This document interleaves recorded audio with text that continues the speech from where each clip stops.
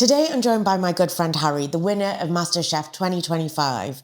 Harry's journey is nothing short of inspiring. He started his career in branding, but after hitting a real crossroads, he made the bold decision to completely change direction. First becoming a fishmonger and now one of the UK's most exciting new cooks. I'm so proud of Harry for so many reasons, but especially for the work that he's done on himself. The self-awareness, the resilience and the courage that has taken him to get to where he is today. Can't wait to talk to him about his journey, the lessons that he's learned along the way and what life looks like now after MasterChef. Hey, how are you doing? Very good. Thank you very much for having me. You're so welcome. So, most important question first. How was the meal that I made for you yesterday? And I want honest answers only. Honestly, it was banging. I Really? thought the sauce was really, really nice. I always get a bit nervous when people use loads of coconut milk and things like that because that's all you can taste. But yeah, it was absolutely banging. In fact, the kitchen even smelled of lemongrass this morning as well. So yeah, Is there seal of approval. Any tips you would give for me to improve? I'm open to I think the only thing, with spices, the longer you leave them off, the better sort of thing. So if you're roasting spices, or indeed if you're making like soups and stews, the longer you leave it, the better it is. Yeah. It's the same for most cooking, really. But yeah, maybe just a few more hours on the hob. So true, because whenever we make a chili, it always tastes better the next day. Exactly, right, yeah. And I do think that with curries as well. So yeah, good feedback. So let's start from the beginning. Where does your love of food come from? So I think from a very early age, like most people sort of thing, you always remember your mum's food first and foremost. Mum was really good at sort of making things from scratch all the time when we were really young. So I was very lucky that I was around food from a very early age. But weirdly, I sort of took a hiatus on food for pretty much all my teens. I didn't really get back into cooking until sort of my late teens or even through university. I think university is the time where most people, out of necessity, have to learn how to cook. So yeah, I guess it was always just we're quite a foodie family. My brother's a good cook and so's my mum. So it always just came from, just being around food from a very early age and being lucky enough to be in a home where, you had a home-cooked meal every single night. Not much in the way of takeaways or sort of oven pizzas and things like that. So we always got home-cooked food. You had an appreciation of it from a very early age. What is your favourite thing that your mum makes?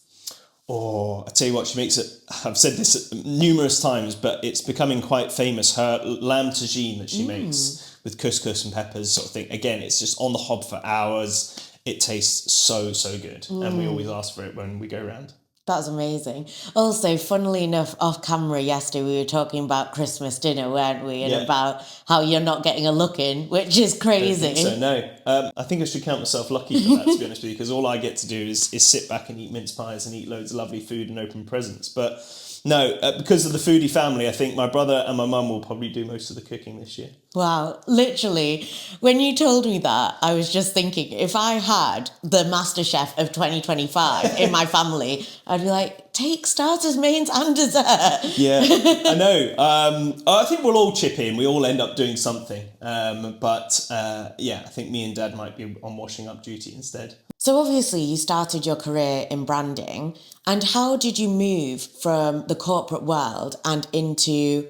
Is it fishmongery or is it fish? Yeah, the world of fish. Yeah, it was quite an abrupt end to the branding stuff. I'd done it. I actually worked in recruitment for a couple of years out of university, and then moved into branding for about 4 or 5 years. I just found it very stressful, and then that's when I started doing some bad habits, basically. And that's when my sort of addiction problems developed and things like that. And it all came to a point where I just couldn't take it anymore, and I wasn't enjoying what I was doing. So I needed to take some time off. I think I had about 3 months out of work, and it felt like hitting the reset button, and I just had to do that basically for my health, for the people around me as well. I wasn't a very nice person to be around at those times. So yeah, there were some dark periods, and I just wanted to do something with food.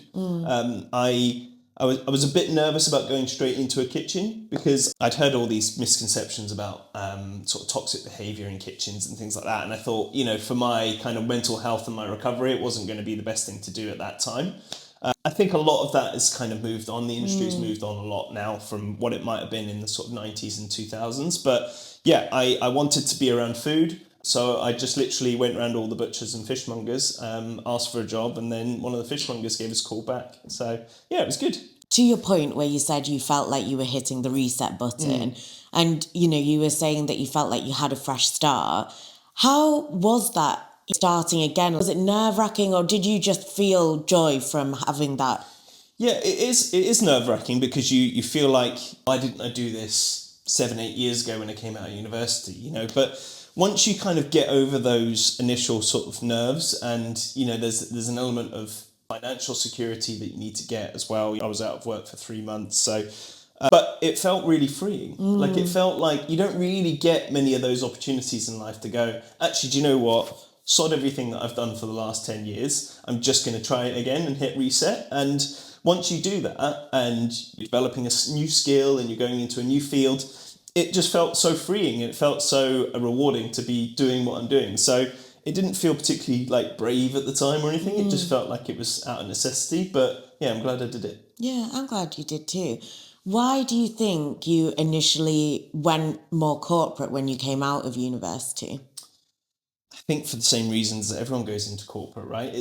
It almost feels like you're on a treadmill sometimes. You go to school, you get grades, then you go to university, then you apply for a graduate scheme or you do whatever, and then you go into a corporate world. And actually, by the time you get to sort of middle management, you're on very good money. Or certainly I was very lucky enough to have a sort of salary that was really comfortable in London.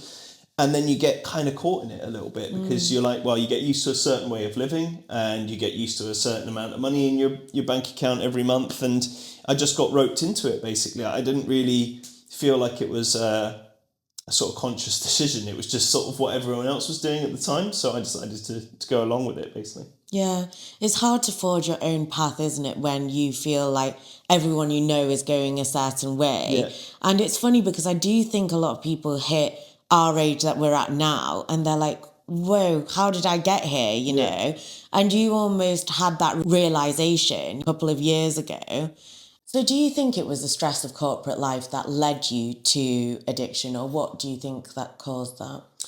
Yeah, I've asked myself the same question for years now, and to be honest with you, I don't dwell on the reasons why too much because it is what it is and it happened. There was a drinking culture at work, and I very much sort of embraced the work hard, play hard kind of ethic and stuff. But I've realised, there's probably a million different reasons why I drank to excess, but it's not worth dwelling on, to be honest with you, because it doesn't give me any kind of closure as to why it happened, sort of thing. So I think there was a number of things that probably played a factor. I think, the sort of corporate life and maybe putting too much pressure on myself at work. And I really, really wasn't very good when we all got locked down. Like, I'm very much a sort of creature of habit that used to go to work, do my 9-10 hours and then go home. Like, when we all had to sort of work out of our kitchens and stuff like that, I found that separation really difficult. So, that's when I found it really difficult to kind of cope, basically. Yeah. Yeah.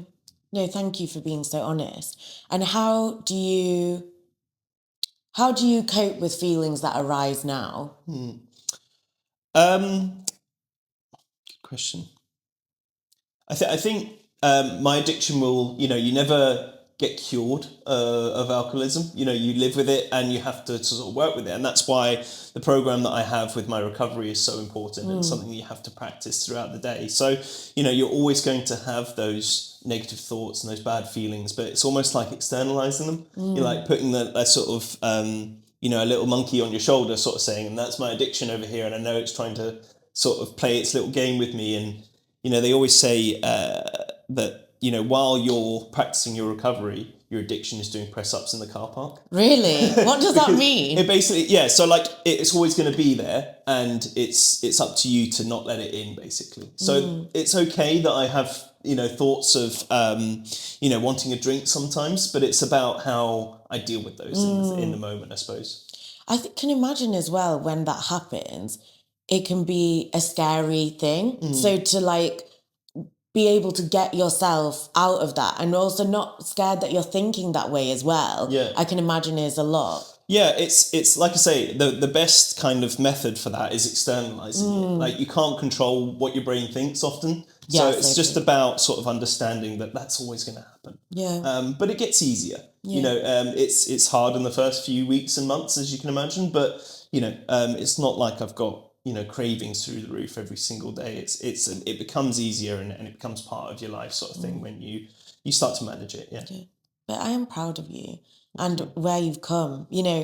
I know I said this yesterday, but aside from everything that you've done since, like even before that, what you've done is one of the most amazing things that anyone can really do. And I hope you feel proud of yourself too.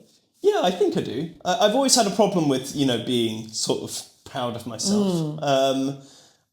Yeah, it's a nice sort of milestone to hit and be back and safe and have my health back, and I've been lucky enough to have the opportunities through MasterChef and things. But yeah, I think sometimes you do need to stop and go. It's been okay. Certainly, the last few years, it's been a nice little journey.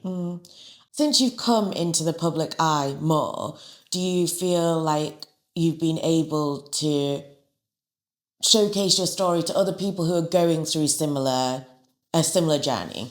Yeah, I think especially when the final aired, I got so many lovely messages from people who had struggled with addiction or had overcome, sort of difficulties in their life. And yeah, I think that's kind of why I decided to talk about it. One, because I didn't want to feel like I was lying to the people out there and lying to myself. And I didn't like the idea of tabloid newspapers sort of finding out further down the line. But yeah, I think one of the producers on the programme said, what if you're helping one person sitting on the sofa, and even if it was just that one person that you helped, or that was their kind of turning point for getting help and speaking to people about it, then you've done so much more than you set out to do.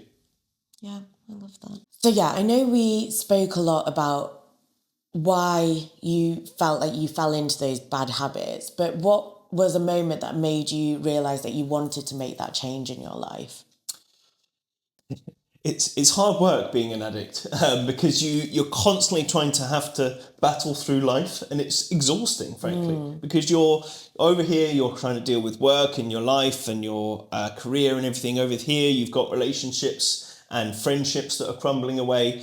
And then all of a sudden you've got to fuel this addiction, that doesn't leave your brain. So there's not a lot of space up there to try and sort things out. So I guess I was spinning so many plates that actually when I stopped and let the plates fall and smash, that was the bit where I was like, okay, now I've got time to breathe because I can focus on one thing at a time rather than having to keep the career going over here, making sure my relationships and my friendships are all right over here, and the work and everything. So yeah, I guess I got bored of spinning the plates. You've painted that picture so well because I can't even imagine. I mean, life is hard enough as it is, isn't it? Like, I definitely feel that plate spinning, and I'm sure we all do.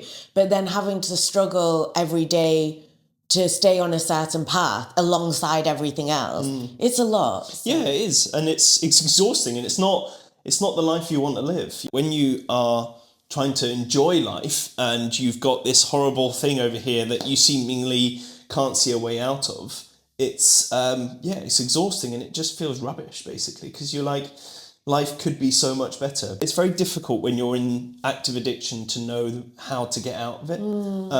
So when you take the time to start speaking to people, I couldn't have recovered without other people around me, and that's people that I've met through fellowships, and it's been my friends and family and things like that as well. But if I didn't have those people around me, I'd still be an alcoholic or worse today. That's really powerful to think about everyone who's got you through to where you're at now. I think that's the one thing I would say to someone who's struggling: just talk, because you can't fix it yourself. I know I couldn't. That's why it went on for so many years.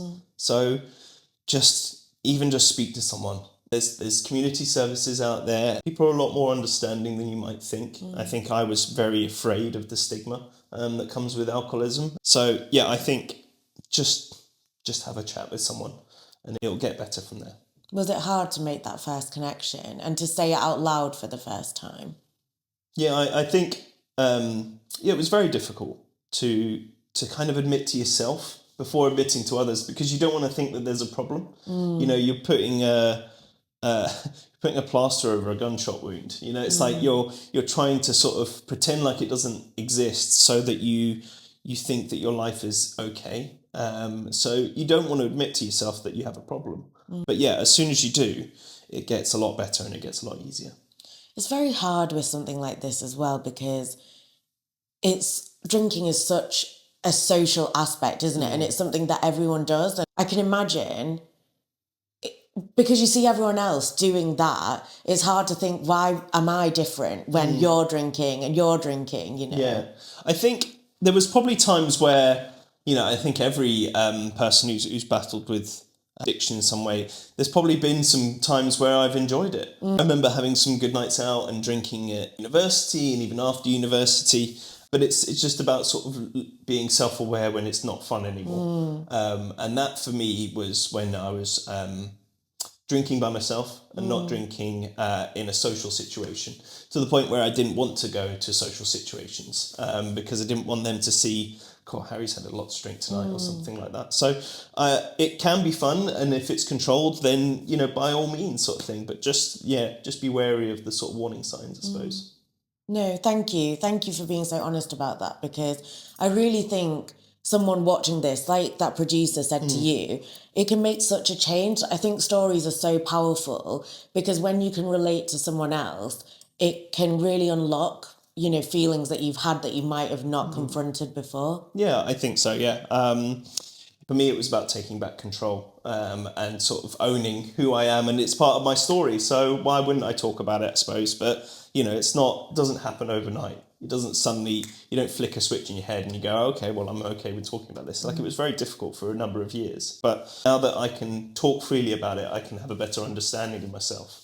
Do you look at where you're at today and just think about how far you've come and how grateful you are to be at this point now? Yeah, it's a weird thing when you start thinking about how many, it was only 3 years ago now that I stopped drinking.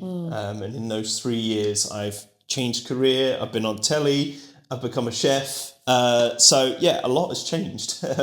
But yeah, you couldn't do it without your recovery. So that has to stay. That is the most important thing in my entire life. More important than my partner, more important than my family, more important than my career, because without it, I have nothing.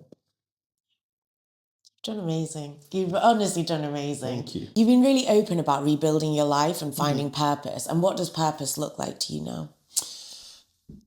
I guess it's just having a bit of balance and being happy and being content and being present, I think. I think there was so many times in my life where I was chasing something that I thought would give me happiness. And then when you got it, you realise that it didn't make you happy. So I think I did that with my previous career. That the idea that I could be an account manager at a big, nice, shiny corporation or company, and I thought that would give me happiness, and it didn't. And I thought all the money in the bank or all these sort of possessions and everything else like that. I know it's an age-old story about it, but yeah, as long as you can enjoy the day-to-day, I think you've cracked it, basically, if you can enjoy that bit. So just being content and present, I think. Yeah, you're so right. Because there are all these status symbols and we live in a very capitalist society and we're all part of it. It's hard to take yourself away from that because that is just the way that the world is constructed. But it's hard not to think about the way that you're perceived within that and how certain things might contribute to that. So it's hard not thinking about having a nice car or like your house looking a certain way. Yeah. And actually, when you break it down, that isn't really happiness. Like you might feel fleeting happiness when you get that thing, but it's not lasting, is it? Yeah, exactly. And that's, it's the journey, right? That's the bit that's fun. The actual, the kind of end prize that you might get, whether it's the car or the flat or something like that. Yeah, but you wouldn't enjoy it if someone just handed it over to you. You would enjoy it because you had to work hard for it, or you persevered, or you did something that you can be proud of. I'm not anti-capitalist. I like nice things as well, especially when it comes to like Japanese knives or kitchen equipment or something like that. I like nice stuff, but at the same time, yeah, it's all. I think what the last few years has taught me is just to be present and try and enjoy the day more than anything else. Yeah, very wise. How did cooking become part of your healing and growth journey? Yeah, I've always used cooking as like therapy. Even when, I was in my sort of darker times, on a Sunday afternoon, I would cook for like 6 hours. And it was just a sort of distraction method, I suppose. Especially during COVID, because no one had anything else to do. The thing you could do was your half an hour walk and you go to the butchers or the fishmongers. So it just became something to do, I think. And I've always kind of enjoyed the idea of cooking for so many hours. But it's so funny then when you eat it in about 20 minutes and it's gone. Yeah. And then you've got a mountain of washing up to do. Yeah. But yeah, it was never a sort of, it was always a hobby for me. I never really thought of it as being a career. And actually, I was almost against it becoming a career because I didn't want to take the joy out of it. You know, when you turn a hobby into something that is your career, you can often lose that kind of magic of it, I suppose. So I was always very nervous of that. I think that's maybe why I took so many years to actually pursue cooking as a career. But yeah, it was always sort of something that was a bit of a release to me. And then when all the madness was going on in your life, you can just sit there and cook for 4 or 5 hours and have the telly on in the background. It was quite a nice way to spend a Sunday. You're so like my dad in that sense. So he has a really high pressure job and he might be working for like 12 hours straight or sometimes even longer than that. And then he'd come home and cook, you know, like an amazing meal. He's a really good cook. And I'd always think, oh, like, how could that be relaxing? But that is the way that he just unwinds, you know, from the day. So that was interesting to hear you say that. It's a nice way to decompress. Especially when you start focusing on like improving your technique and watching videos, and it can be all consuming.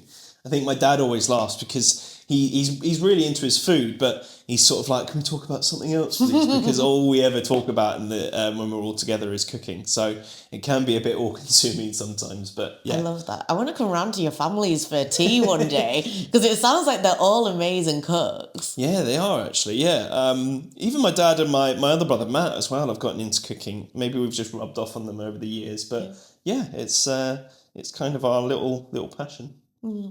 When you were in lockdown, I know that you and our friends would do Come Dine With Me's together, wouldn't you? Yeah. And that was quite fun, wasn't it? Yeah, funnily enough, actually, one of the first dishes I made on MasterChef was inspired by those nights. I did like a beef fillet. Was it sirloin? Anyway, I did a beef sirloin with like that oxtail bonbon and with tomato jam, and that actually made it onto the episode. So yeah, that was when we all started practicing and pushing the boat out a little bit. I think you get too much in the motions with sort of midweek cooking of just doing pastas and sauces. So it was a nice way to do something. We had to do something, otherwise we would have driven ourselves mad, I think. So yeah, we all did. We had some great dishes actually. Is there any that stand out to you still now? Do you know what Katie made? I'd never really been introduced to Caribbean food until I met my girlfriend, and she makes the most amazing macaroni pie and jerk chicken that takes like 4 days to make. But she made that, and I was like, it just never been on my horizon of stuff that I think I'd like. But yeah, she made that once, and it was like this enormous plate of food with no presentation to it whatsoever, but it tasted absolutely amazing. I do remember that one. Let's talk about Katie and her cooking, because I know we spoke about it yesterday, and I really want everyone to know about what Katie's the best at making. Tell you what, so I don't like particularly making desserts. So when we do the catering jobs, Katie makes the most phenomenal lemon tart, and she's gotten really good at it, and she's sort of perfected it over the last sort of few weeks. And it's interesting to sort of watch the creative process. You always go through it about how you develop a dish. And then she would give it to me to taste, and I go, that tastes delicious. And she's like, no, it's not right. I need to change this. I need to change that. And it was so funny because I was like, it's fine, leave it alone. Like, it's perfect. But then I sort of looked at myself in the mirror and it was like kettle black. Because I do that all the time. You take a dish, and I think it's really important when you're designing food dishes that you know when to stop. And restraint is really important. But it was just really interesting to see her creative process. But yeah, she's the master of desserts at the moment. I love that. Yeah, and what is the process when you design a dish? When I used to try and come up with ideas, it was always go into a fishmonger's, a butcher's, or a greengrocer's. And you would look at something. There was a greengrocer's I was in the other day, and I was like, butternut squash. And actually, we have a lot of excess at work at the moment, so I've been trying to develop a dish with... So it normally starts with a core ingredient or an idea of a technique or something that you want to do, and it kind of builds from there. Or, yeah, I mean, the MasterChef briefs, for example, are quite good. So we did one called Basic to Brilliant. So it was always about taking a basic ingredient and making it sort of fantastic. So the ideas can come from anywhere, but I think that's the thing that people always forget about cooking. The first time you make something, it's always going to be rubbish. And actually making the same thing over and over again, I'm not saying you have to eat it 5 nights a week, but if you revisit recipes, it's amazing how quickly you can turn them into something quite restaurant ready. So yeah, it's an interesting process, but it never really follows the same trajectory or methodology. It kind of comes out of nowhere. You're so right about just practicing and practicing and practicing, aren't you? Because this year, for my boyfriend's birthday, he asked me to bake him a cake. Like, he really wanted me to bake him a cake.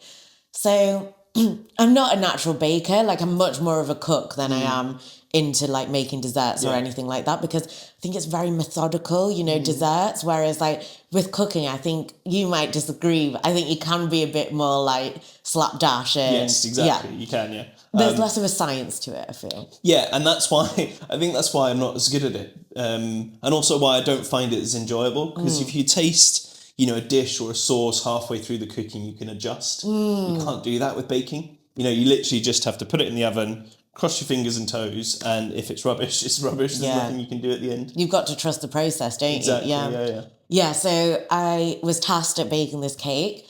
And honestly, I could not get the cake part right. Like, I had to resort to Betty Crocker because it just kept going wrong. But I really wanted to make him Swedish meringue buttercream because I had that before. Have you ever had it? No, I haven't. So good. Because I think sometimes with buttercream, it can come across like quite sweet, you know?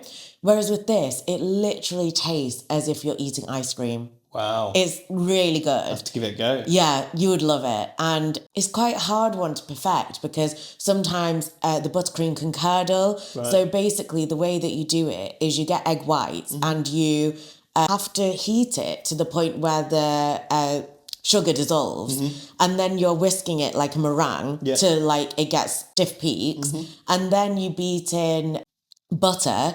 But if the butter is too cold, it'll curdle. Right. And if it's too loose, then obviously it's not buttercream. It's, So it's very, like, the process is very technical. I mean, to me, I think it's technical. You're probably like, that sounds easy. No. I honestly, when I've made that sort of stuff before, it's so easy to mess it up. And actually, what I've realised is the temperature of your kitchen is really important, especially for things like baking. You know, like I would be whipping cream in the MasterChef kitchen and it would split so quickly because it's hot in there. You know, you've got 4 or 5 ovens on and in the whole room and things like that. So yeah, it's not a science. You always have to adjust here and there, no matter what the recipe. That's it, because then I found a video on TikTok about problem solving, you know, for Swedish meringue buttercream, and I was like, finally, because I just did not know how to fix this buttercream. And it was really good, actually. And then it kind of did it in a cooking way where it's like you can just adjust and keep on adjusting, you know. But yeah, it took me many a go, and we were eating cake for a long time, but we got there. Exactly. Yeah. So you can practice dishes over a number of weeks and months. You don't have to make it 5 times in a row like I did for MasterChef, because by the time I had perfected a dish, Katie had eaten it about 17 times before it ended up on the programme. So you can get sick of it very easily. So maybe practice a few recipes at one time so you don't get a little bit sick of the same thing. That's good advice. What advice would you give to someone who feels stuck but doesn't know how to change their life? Ask for help. It's a simple. It's age old, I know, about speaking about it. But I feel like when I have a problem that I don't know how to fix, if I think it, then it doesn't change. But not necessarily needing constructive advice from people all the time. So long as you externalize a thought, you're able to legit a bit better and think around it a little bit better. So for me, it's just about having great people around you and being able to be honest with them, or feeling comfortable to be honest with them. Have you always felt like that, Harry? Like you felt like you could be open about problems when you were a child? Did you feel like that? Or even teenage years? I think I've always battled with it. I think sometimes you don't want to acknowledge a problem even exists. So actually talking about it kind of makes it feel more real and more scary sometimes. So yeah, I think once you get past that barrier, it becomes easier. But yeah, I still battle with it today. You know, there's lots of things that I often fret about that I maybe should talk about a little bit more. But yeah, I think that's something that everyone needs to work on, I suppose. Or certainly I do. I think that's really poignant advice, because I think the way that I was looking at it is through a men's mental health lens. Because, not to stereotype, but I do feel like women do find it easier to open up to other women about struggles that they're going through. And I think now men are leaning into that more. Maybe it feels like a space has opened up that men can do that more nowadays. But I do feel like maybe when we were growing up, it still felt like there was that stigma around men talking about feelings. Did you ever feel like that? I did, and I think it's very easy to fall into the same habits with when you talk to your mates about how you doing.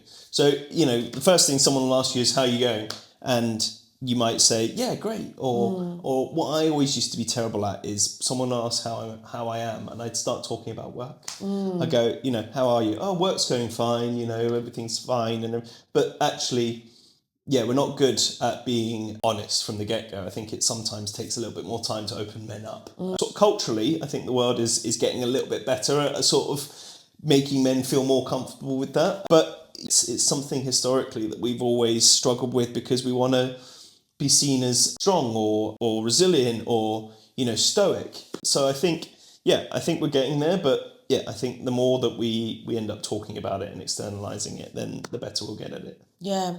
No, I think I can really see that. And even within our friendship group, I feel like all of you boys are really good at chatting about things and talking about your feelings. And it's really nice to see that. And I know that you do your Wednesday waffles and you talk about how your week's going. And I love to hear that. And I hope that that can be an inspiration for more men to go out there, speak to their friends about anything really, like the good, the bad, the ugly, like absolutely everything, because it's really important, isn't it? It is, and it's about having a good support network around you. You think there's certain people that I would talk to about certain things that I wouldn't speak about with others, so I think just making sure that you can feel as comfortable as possible talking about these things and not feel like you're going to be judged. And I've got a good set of mates that sort of give me the confidence to do that.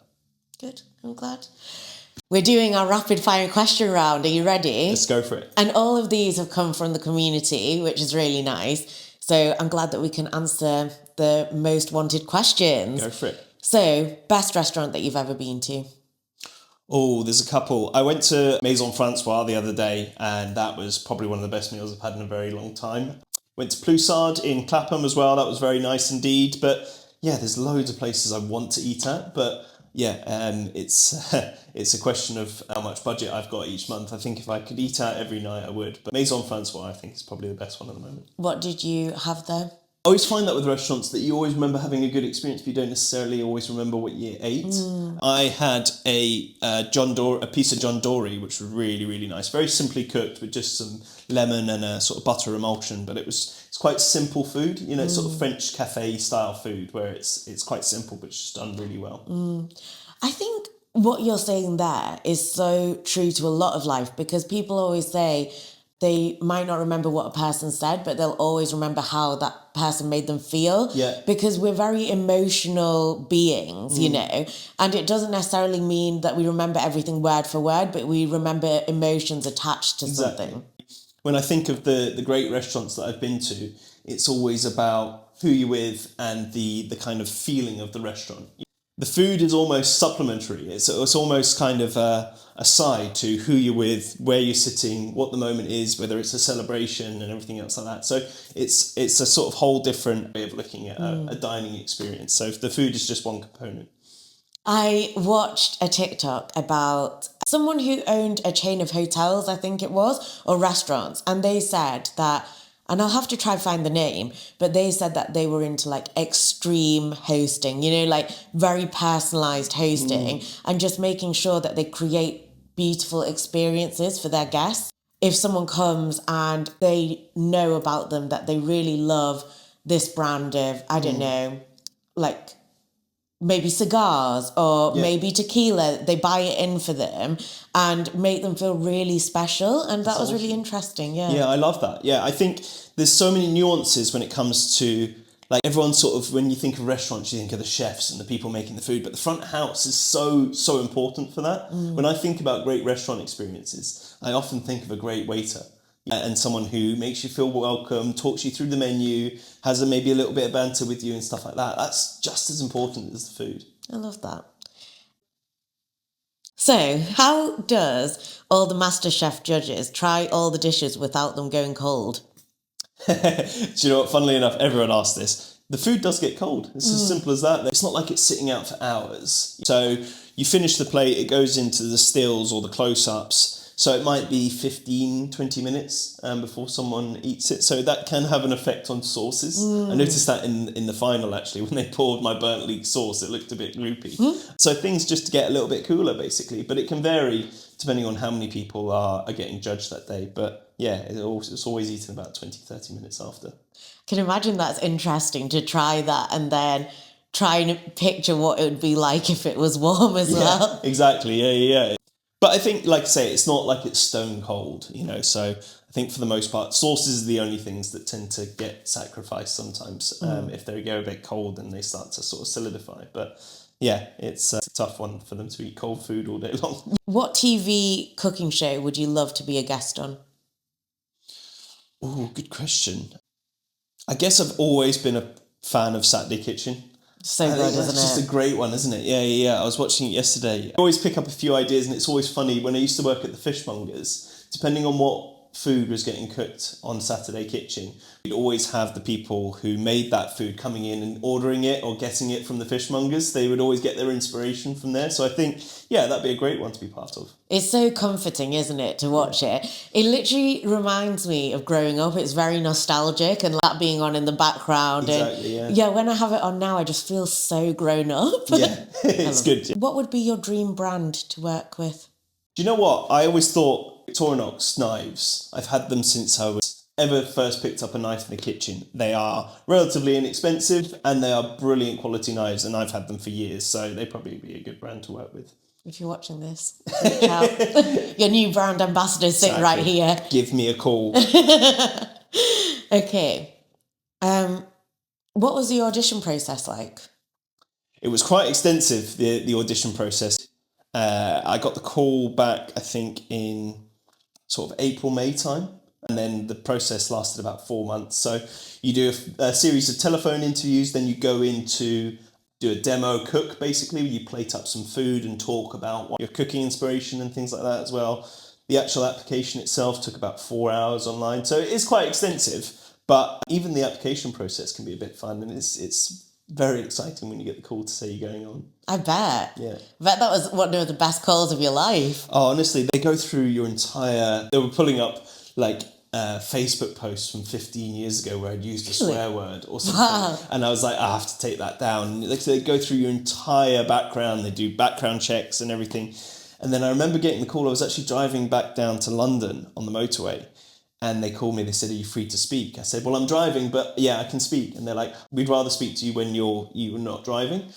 So I shouldn't probably say this on a podcast, but I got down to London as quickly as humanly possible and gave them a call back straight away. And I was just in my hallway in my flat. And I was like, I said to Katie, I said, I'm going on MasterChef. I couldn't believe it. Yeah. So no, it's a fun experience. That is so fun. I love that. Oh, I bet that emotion was just incredible, wasn't it? Yeah, you start getting an inkling quite close towards the end whether you're going to be on or not, because obviously there's so many rounds and you're like, well, I'm getting through. And then the last question they asked me was, do you have any visible tattoos? And I was like, why would they ask that if they didn't think I was going to be on telly? But also, is that a bad thing? No, you're allowed to have them. I think they just want to be wary of what they are or something like that. You. And, if they're sort of inappropriate or anything else like that. That was the question when they asked. I was like, I think I'm going to get it. It was, yeah. Oh, well done. What happens behind the scenes? There's a lot of waiting around. Like the cook itself rarely goes... I mean, the final was 3 hours, but the cook itself is normally around 1 hour to 1 hour and a half. So a lot of the other stuff in between is things like walking shots and interview shots, and what you see on television, takes so much longer than you might think. So there's lots of waiting around, lots of walking, lots of repeating of certain sort of B-roll footage that they use and stuff like that. But yeah, you're just chatting to the other contestants mostly and trying to revise your recipe. So it's not as interesting as you might think, I'm afraid. But yeah, it's a lot of waiting around and a lot of coffees. Yeah. And you got quite close to the other contestants, didn't you?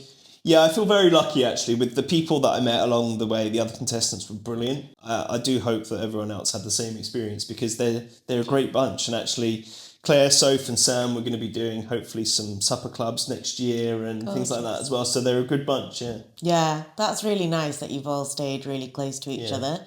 What was it like when the BBC almost didn't air this series?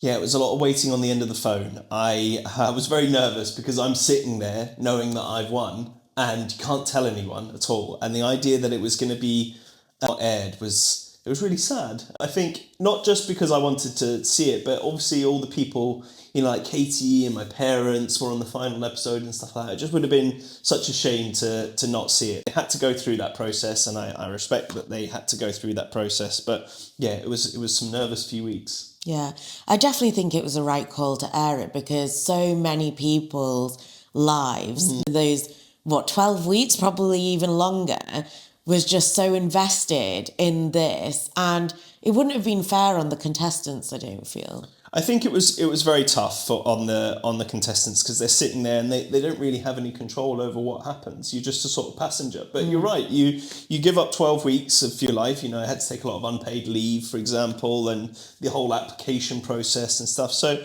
it's the better part of like half a year that you dedicate to it. So it's a lot of work, and it would be a shame to, you know, win any prize. You get a trophy, obviously, but your prize is to be able to see it and the exposure that you might get from off the back of it, sort of thing. So yeah, that would almost feel like you put all that work in for no reward, basically. So I'm glad we all got to see it. Yeah, well, it's time, effort, and money, isn't it? Because you told me about your first practice dish. Oh, I don't know what possessed me to use lobster in a basic to brilliant test. That was the most daft thing I've ever done. But I think I practiced that dish about 17 or 18 times. And down the fishmongers was about £16 a lobster tail. So quite an expensive one to practice. What was it at the end? What was your total bill for that dish? Oh, hundreds. It must have been hundreds. Because every time you want to make it under time conditions as well. So you're always doing 2 plates. Oh, wow. So 32 quid in lobster alone each time you practice. Yeah. And I didn't think I'd ever be sick of lobster. But yeah, I kind of misunderstood the brief on that one because my basic ingredient was tomatoes, but I decided to slap a lobster on it. God knows what possessed me to do that. I love that. What do you want to achieve now that you've won MasterChef? I just want to be cooking every day. I think there's so many avenues that you can go down, whether you want to do, you know, the social media stuff, which I do enjoy in parts, and you can work in professional kitchens or supper clubs and things like that, and all the foodie festivals are going to be great and stuff. But as long as I'm cooking, I don't want to lose touch with my skills. And actually I want to hone my skills as well. So, you know, getting as much experience in some professional kitchens. My private dining business is really doing well now as well. So as long as I'm cooking every day, I don't really mind. Nice. What technique would you like to hone next? I think barbecuing would be a really good one to master. I know American food sometimes gets a bad name, but you cannot argue with how good slow cooked deep south barbecue looks. So it's something that I think I'll, when the weather gets a bit nicer, I'll try and perfect. On average, how many iterations would you say you go through on a dish before you take it to the judges? Well, it often depends on how much time you've got. First challenge, Basics Brilliant, I think I had like 2 weeks to practice. So that went through probably the most iterations. But by the time you get to the final, you've got like 48 hours to turn around a dish. So often you'll send off a recipe and it's not even finished. Because obviously the production team need to get the ingredients, the equipment, make sure they can source everything. So you've got very little time to turn around dishes. So I guess it always comes from a particular ingredient or an idea, and then it kind of develops from there. But in short, you develop it as much as you can in the time you've got, and then it probably ends up different on the day as well. Yeah, very on the fly, and also not what you'd usually have in a like natural kitchen, is it? Yeah. Yeah, I mean, dishes in professional kitchens can go through weeks, months, and years of development. And they constantly evolve as well. Even like signature dishes that you see in restaurants, I imagine they're very different to what they might have been when they first turned up on the menu. So yeah, I think as long as you're sort of constantly evolving and modernising dishes, then they never really stay the same. What would you say your signature dish is? Because you made a lot now. Yeah. I guess it's that flipping apple. The apple I was loathe. beautiful. It was gorgeous. I love how it looked, and it tasted great. But God, I never want to make it again. It is just the most difficult. And actually, they cut it out of the final episode. But the first time I tried to make it, the mirror glaze had like set. So I dipped it in. It came out looking like a Brussels sprout. It just looked rubbish. And then I sort of tried to put this skewer with a weird looking apple on the table, and it fell on the floor. And I remember looking over my shoulder and seeing a cameraman just like watching this thing fall on the floor. And I was like, please don't put that in. Please don't put that in. That's so funny. It's a really difficult thing to get right, and I'm not great at pastry at the best of times, but it's probably one of the dishes that I'm most proud of. So I guess I'd have to say that. It was so beautiful. And I said to you before, but I never had seen a mirror glaze till I saw that. And it was like you could see your own reflection in it. Yeah, exactly. It's a very hard thing to get right, mirror glazes, because they need to be kept at the exact right temperature. Otherwise, because if they're too hot, they'll melt whatever you're dipping into it. If they're too cold, they'll set and go all sort of weird and fibrous. So yeah, they're hard things to get right. And there's an element of just wanting to show off on MasterChef. It's never the food that you would ever cook at home, or even the food I think if I ever had my own restaurant I'd want to cook. There's an element of making something delicious, yes, but also trying to show off as much technique as possible. So I guess that's why I landed on it. Yeah.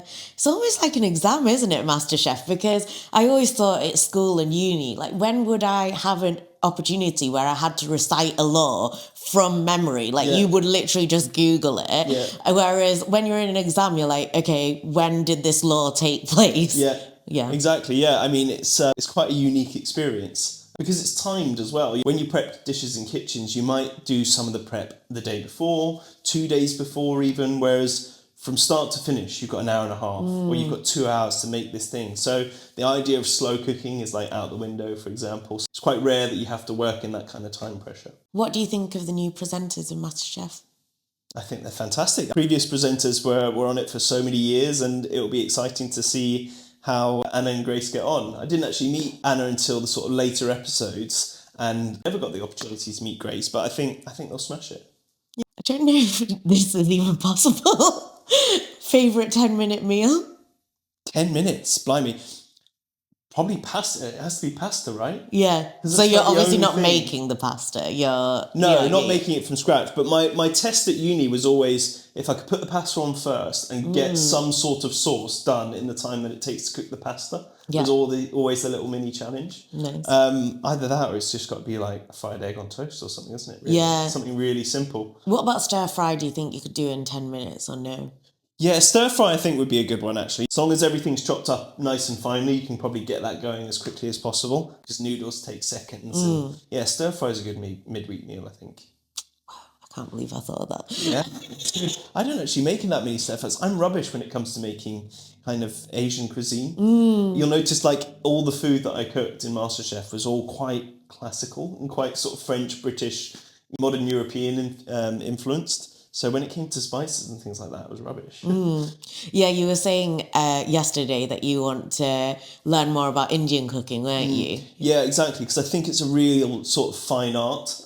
For some reason, I just can't seem to perfect it. You know, even when you're following a recipe and it's saying, okay, cumin, coriander, turmeric, I don't know if it's I'm not getting the balances right or things like that, but I find it strangely difficult to make a really good curry. One thing with my mum, and I think actually a lot of Indian people are like this, they don't have recipes. Like they pass it down by someone showing them, you know, what to do, and also by constantly tasting the food and then adjusting it, you know, like you were saying, adjusting the spice and the seasoning. So a lot of the time it comes very much like as like muscle memory and like, you know, feel, and so I think sometimes that's why it might not translate in recipes because yes, they put what they would use, but like you were saying, temperatures, there's so many variables in a kitchen, isn't there? And that one variable could affect how much of something you need to put in. Yeah. And that's why I do think a lot of Indian cooking is passed down from generation to generation because it's very much like, taste this and I'll tell you how it's supposed to taste. And exactly. I think that's it, isn't it? It's as much about the ingredients as it is the method. You know, even the sort of the size of the pan or the wok that you might be using or anything else, it can really affect what you're cooking. So yeah, it's quite an art, and I think you need a lot of feel for sort of a lot of Asian cooking, which I haven't quite got yet. You'll get there. I have every faith. Okay, most underrated ingredient. Do you know what? I'm a big fan of celeriac at the moment. I made a celeriac puree for one of the dishes in MasterChef, and I'm just obsessed with roasted, fried celeriac purees. I think it's just such a great ingredient, and you get a lot of bang for your buck, with a celeriac. So things like celeriacs, I think, is probably at my list at the moment. Yeah, that's quite bougie, because whenever I go to a restaurant and I see celeriac, I'm like, oh yeah, because you don't see it that much, do you, in like everyday cooking? I think as well, I've never been a big fan of celery, so I always avoided it for so many years, and then when I finally tried it, I was like, this is banging. Yeah. And it's so versatile, and you can get it everywhere these days. Last one. What's your death row meal? Good question. Starters, main, and dessert, please. Starters, main, and dessert. Starter, I think, has got to be a prawn cocktail. Oh, yeah. I know it's very on brand, but it's just, I don't know, there's something so comforting about it, and it's old-fashioned, but I love it. I could even just have like a Mary Rose sauce with crab sticks, or even like a bowl of chips. I know that sounds terrible, but yeah, there's something about Mary Rose sauce that I'm absolutely obsessed with. The one you made on MasterChef just looked amazing. The most beautiful prawn cocktail I've ever seen. Yeah, it was a lot of work, but yeah, I had to do something different. I couldn't do just a normal prawn cocktail. It wouldn't feel like a MasterChef final if I didn't zhuzh it up a bit. Main course, steak and chips. I'm sorry, I know it sounds boring and obvious, but the most oversized, ridiculously huge piece of ribeye with umpteen amounts of different sauces. I want like an absolute triage of like chimichurri, béarnaise, and peppercorn sauce. Oh yeah, nice. Loads of those, and a slapping of chips, few mushrooms, and yeah. Okay, if you could only choose one of those sauces, which one would it be? Chimichurri at the moment, I think. I do like a chimichurri, really good, yeah. Actually, Katie makes a very good chimichurri Nice. sauce, Yeah. I love doing chimichurri on fish, not chips. Yeah. It works. So it's good. really vibrant, isn't it? So it works really nicely with quite dense fishes like monkfish and swordfish. Works really nicely with it. I've even made it, just on like flaky white fish. Yeah. And it's still been really nice. Like it just like elevates it a bit, you know? Yeah, exactly. Yeah, it's sort of weirdly kind of refreshing and rich at the same time. It's a really nice sauce. Yeah. And dessert. Dessert. It's not going to be the apple, is it? No, it's definitely not. Might sound a bit boring, but just a nice good old-fashioned bowl of rice pudding, I think would be quite a nice one. Yeah, just something quite comforting and wholesome. Any toppings or? A double cream, maybe some raspberry jam, something like that, Yeah. This is a very traditional menu. I know, I'm so boring, aren't I? I think it's because when you cook all day, you want something really simple. Yeah. I can never cook fancy food for myself, and I'm terrible for takeaways and eating like rubbish sometimes. So when you come home and you just want to cook for yourself, sometimes the simplest ones are the best. Yeah. I was listening to a podcast the other day, actually, called The Girls' Bathroom, and they were saying about how you never make your death row meal, but, you should. And I'd love to see you make your death row meal, because I think that would be such a fun series to watch. Yeah, I know, but in a weird way, I would do the least amount of cooking as possible. I think I cook the steak well, but the rice pudding would be straight out of a can. No way I'm making that from scratch. And I think the prawn cocktail sauce as well, the Mary Rose, would probably be straight out of a packet as well. Stop! I did not think you'd be saying this. Terrible, isn't it? Absolutely terrible. The curtain has dropped. But I do I make steak and chips quite a lot, but I use oven chips. I mean, do you? I just, because I can't be bothered. Yeah. If you're making chips from scratch, especially those triple cooked chips, they can take like hours to make. I haven't got time for that. No, some really nice, thick cut M&S chips. Yeah. No, has to be M&S. Yeah, exactly. Yeah. Their own brand posh chips are really good. Just everything M&S does is like so good. Isn't it? Yeah, there's one just opened up just around the corner from me, and I'm obsessed with just all their pantry stuff at the moment. When we do bread and olives for the catering events, they do the best olives. Okay, I'll have to get on that. That was us. Thank you so much. Thank you for having me. Yeah, you did a great job. Good.